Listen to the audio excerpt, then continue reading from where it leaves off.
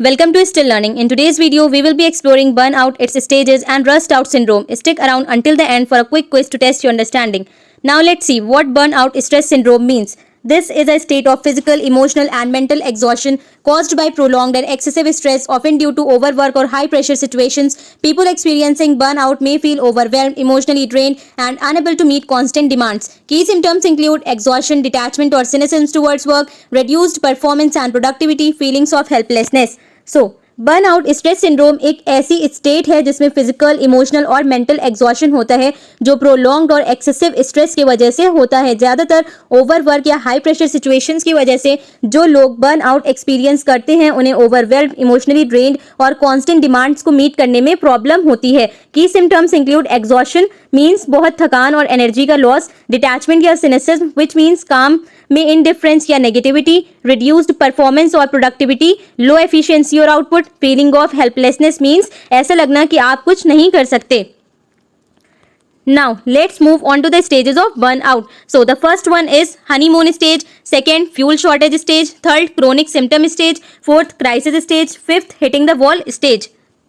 Here is a breakdown of the 5 stages of burnout. Honeymoon stage. Description. This is when you start a new role, project or responsibility and you are full of energy, enthusiasm and optimism. You are excited about the possibilities and your motivation is high.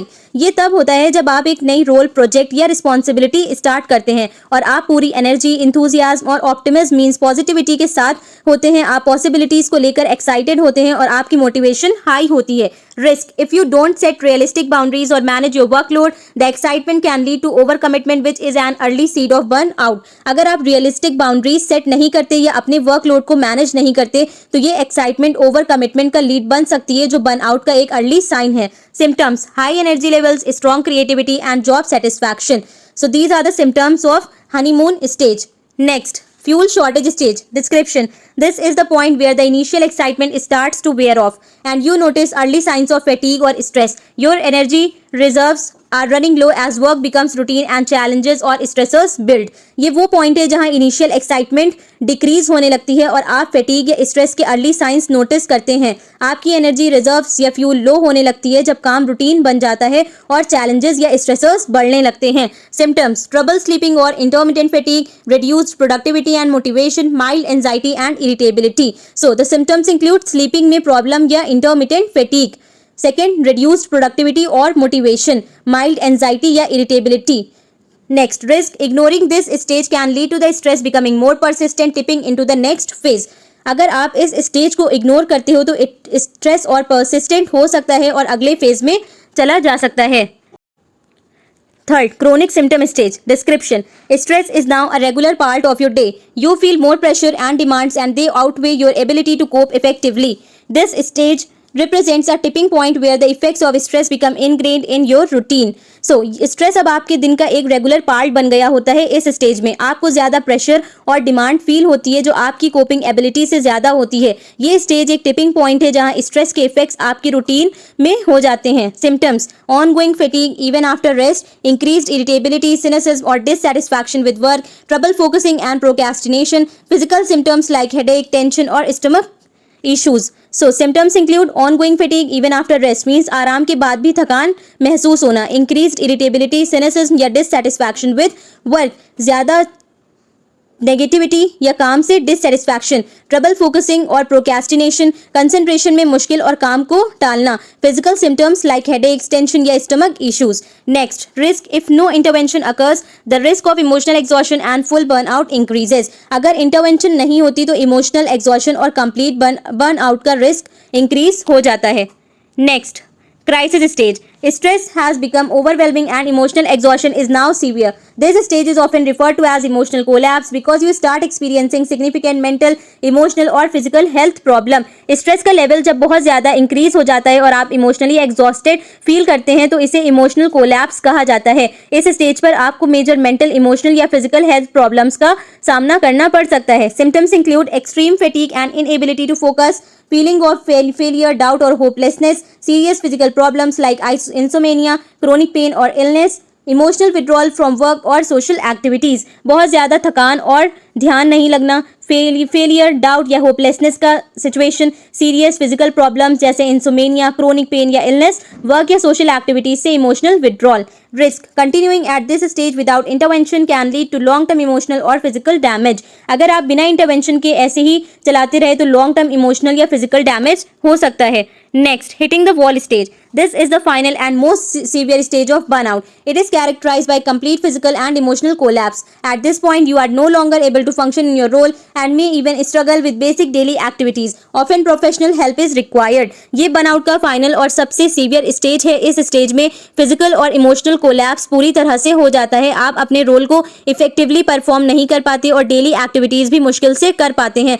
अक्सर इस stage में professional help की need होती है. Symptoms include total burnout with no energy to continue functioning at work, complete withdrawal, severe depression or emotional breakdown, severe physical problems like extreme fatigue, illness or chronic conditions. Risk, if unchecked, this stage can lead to serious long-term health consequences, including mental health disorders or even quitting work altogether. So symptoms include बिल्कुल burnout, काम करने की energy नहीं बची, पूरा withdrawal, severe depression या emotional breakdown, severe physical problems जैसे extreme fatigue, illness या chronic conditions. And risk include अगर इस stage को ignore किया तो serious long-term health problems हो सकती हैं जैसे mental health disorders या काम completely छोड़ना. Next. Now let's learn about rust out stress syndrome. Rust out stress syndrome occurs when employees experience stress and dissatisfaction due to a lack of challenge and engagement in their work. This condition is characterized by boredom, a sense of monotony and lack of interest in repetitive tasks, disengagement, feeling disconnected from work and less motivated, underutilization, a feeling that skills and abilities are not being fully used or developed.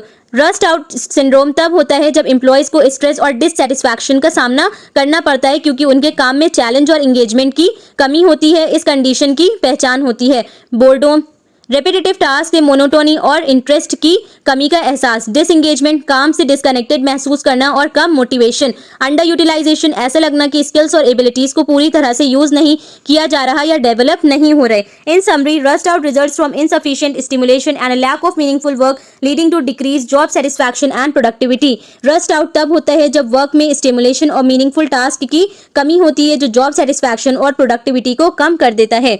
Okay, so that's it. I want to mention that while rust out stress syndrome is an interesting topic, it is less important for exams, so I have covered it briefly. Burnout, on the other hand, is a major topic and often appears in short answers questions. The key points I have included in this video should be all you need to prepare for those questions. Be sure to jot them down for your exam study.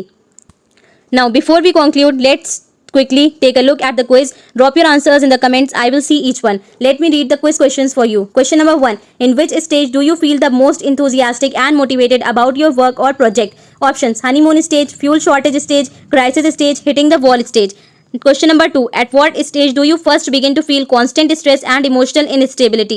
Options: honeymoon stage, fuel shortage stage, chronic symptom stage, hitting the wall stage. Question number 3. Which stage is characterized by complete emotional and physical exhaustion where functioning at work becomes nearly impossible?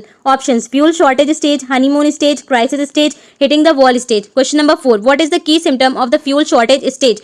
Options: total exhaustion and apathy, mild fatigue and early signs of stress, complete emotional detachment, enthusiasm and creativity.